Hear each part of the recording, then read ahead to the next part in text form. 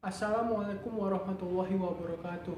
Nama saya Abimanyu Pembayun dari kelas 11 PIA 2. Di sini saya akan menjelaskan materi tentang perkembangan peradaban Islam dinasti Umayyah. Perkembangan peradaban Islam yang dicapai oleh dinasti Umayyah meliputi bidang kemajuan ilmu agama, ilmu pengetahuan, ilmu ketatanegaraan, dan ilmu administrasi pemerintahan. Perkembangan peradaban Islam dinasti Umayyah itu selama 41 sampai 132 Hijriah atau 661 sampai 750 Masehi yang memiliki dampak positif bagi umat Islam. Beberapa kemajuan ini dicapai oleh beberapa tokoh, maksudnya beberapa khalifah. Yang pertama adalah Khalifah Muawiyah bin Abu Sufyan. Adalah khalifah pertama. Dia berusaha untuk mencapai satu, pembentukan Diwan Al-Hijabah, yaitu lembaga yang bertugas untuk memberikan pengawalan kepada khalifah. Yang kedua, pembentukan Diwan Al-Barid, yaitu lembaga yang mengurus surat menyurat. Dan yang ketiga, pembentukan Diwan Al-Khatim, yaitu lembaga yang memberikan stempel setiap surat yang keluar. Dan yang terakhir adalah pembentukan Diwan Al-Kharaj, yaitu pemungutan pajak, lembaga yang memungutkan pungutan pajak tanah dan pertanian. Khalifah yang kedua yaitu Abdul Malik bin Marwan.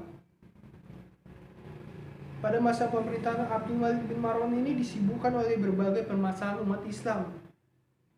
Terutama terjadi beberapa pemberontakan, kekuasaan dinasti Umayyah berada di ujung tanduk. Abdul Malik bin Marwan berusaha untuk membangun peradaban Islam yang meliputi menjadikan bahasa Arab sebagai bahasa resmi negara. Kebijakan ini dikeluarkan karena bahasa Arab dipakai pada daerah yang ditaklukkan pada masa sebelumnya. Bukan bahasa Arab, akibatnya ada beberapa departemen yang dikuasai oleh pribumi non-muslim yang memahami mereka. Akhirnya Abdul Malik bin Marwan menetapkan bahasa Arab sebagai bahasa resmi negara. Dan kedua, pergantian mata uang. Kebijakan ini dikeluarkan dengan mengeluarkan mata uang logam Arab. Sebelumnya, pada masa Nabi Muhammad SAW dan Khalifah Abu Bakar, mata uang yang dipakai sebagai alat pembayaran menggunakan mata uang Romawi dan Persia. Adapun pada masa Umar bin Khattab, mata uang tersebut sudah banyak yang rusak. Kemudian Abdul Malik bin Marwan mengeluarkan mata uang baru, menggantinya menjadi mata uang resmi pemerintahan Islam. Mata uang ini terbuat dari emas, perak, dan perunggu. Dalam bahasa Romawi disebut dengan uang mata uangnya dinar. Dan yang ketiga, membentuk Mahkamah Agung. Kebijakan ini dikeluarkan untuk mengadili para pejabat tinggi negara yang melakukan penyalahgunaan dan tindakan yang merugikan negara. Khalifah yang ketiga, Al-Walid bin Abdul Malik. Dalam rangka membangun peradaban Islam, Khalifah Al-Walid bin Abdul Malik ini menerbitkan pada perbaikan dalam negeri dan perluasan Islam ke luar negeri.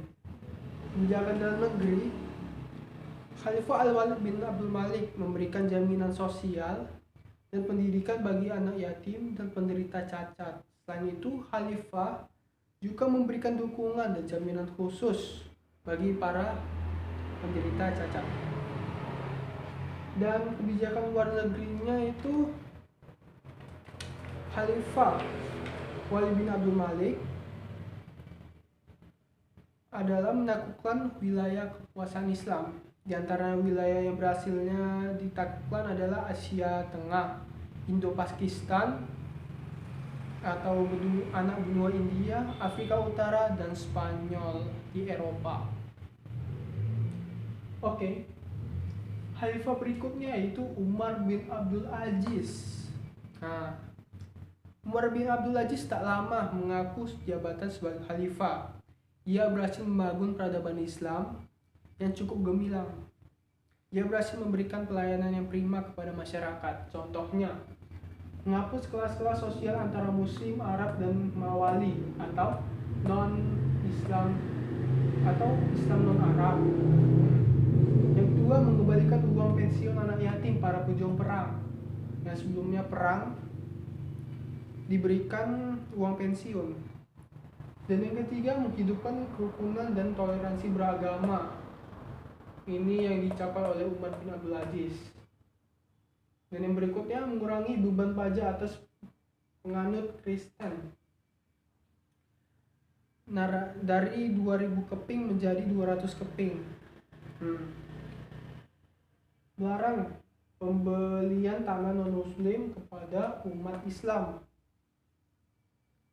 yang hidup di bawah kekuasaan dinasti Umayyah.